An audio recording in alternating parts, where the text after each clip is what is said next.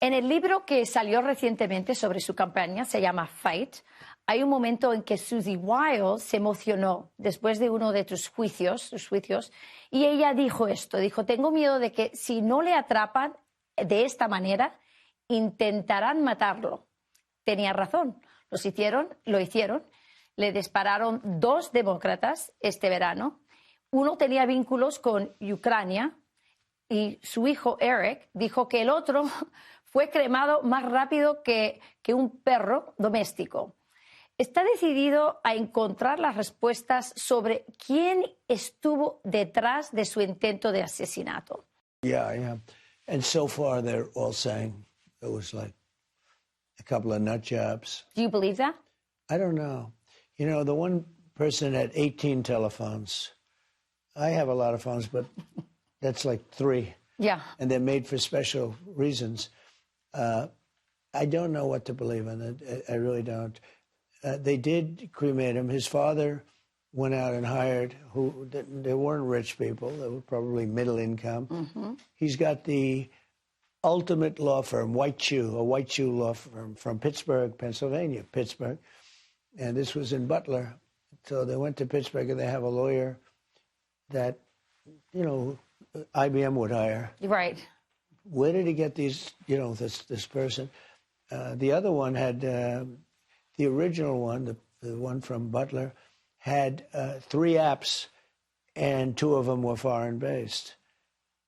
And I'll be honest, it has not been explained to me perfectly by other Secret Service or the FBI.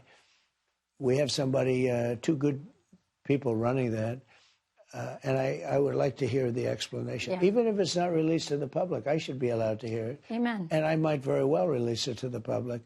But I wouldn't say it's been suitable yet. Who has 18 phones? And why were 2 of the other ones? And why they cremated him? You're right. Very quickly, it was all gone.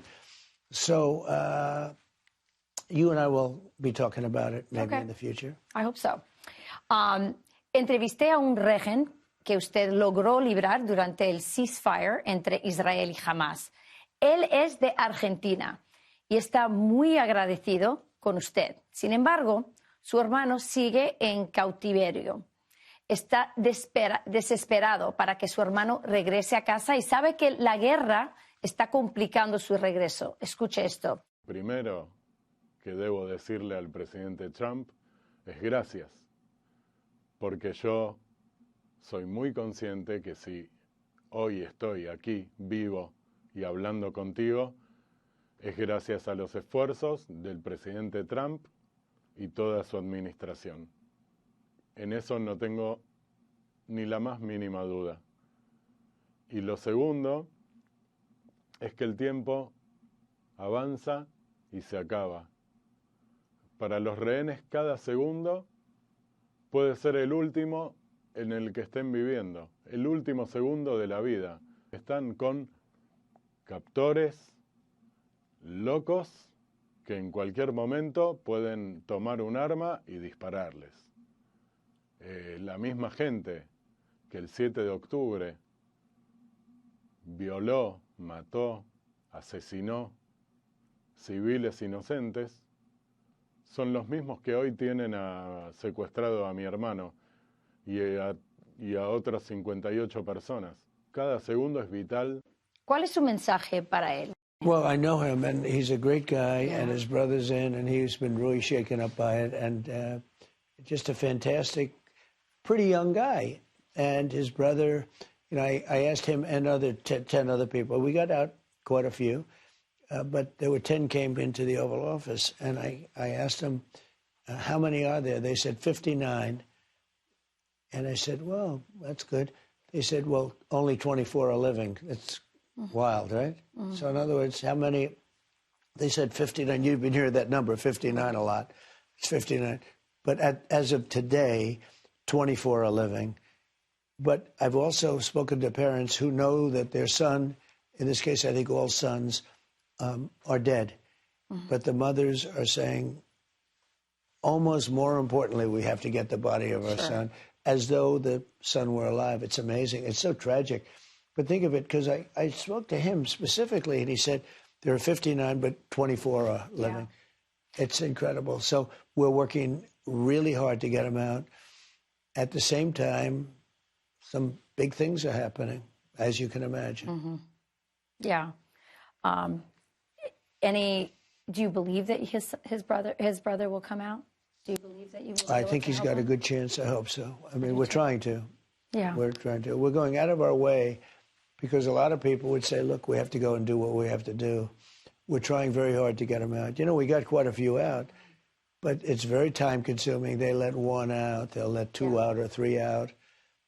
Sometimes they'd be okay, and sometimes they're in really bad shape. Yeah. Really bad shape. Yeah, the war is definitely complicating their... I asked him one question, and he was in the group. 10 people came to the White House to thank me. It was really nice. I said, when you were captured, how was it? They said, almost indescribable. They almost couldn't talk about it, but they were kept in a pipe. You know, you hear caves, but it's really not a cave or a tunnel. It was a pipe, and the pipe wasn't much taller like than that. A fairly large pipe, but not a pipe where you can stand up in. And they were there for a long time, and they thought they were going to run out of air, et cetera, et cetera. I said, during the time that you were there, one was there for like 500 days and 300 days. And I said, did you ever have any, were there any people like said, hey, wink at you, like, don't worry, you're going to get out. Yeah. Or here's a little extra bread or an extra meal or something. Was there any of that? No. I said, didn't some, like out of hundreds of people, didn't somebody wink at you and say, like, you're going to be fine, we're going to get you out of here? Mm-hmm. No. You know, the Holocaust, as bad as it was, there were a lot of stories where people got helped. Yeah. They said there was zero. He said, all we got was slapped. We didn't get helped. We got slapped. Yeah. And there was no love. There was no warmth. There was no nothing. It's pretty amazing. Yeah. It's why he's so sad. He's so sad for his brother. Hey, Sean Hannity here. Hey, click here to subscribe to Fox News YouTube page and catch our hottest interviews and most compelling analysis. You will not get it anywhere else.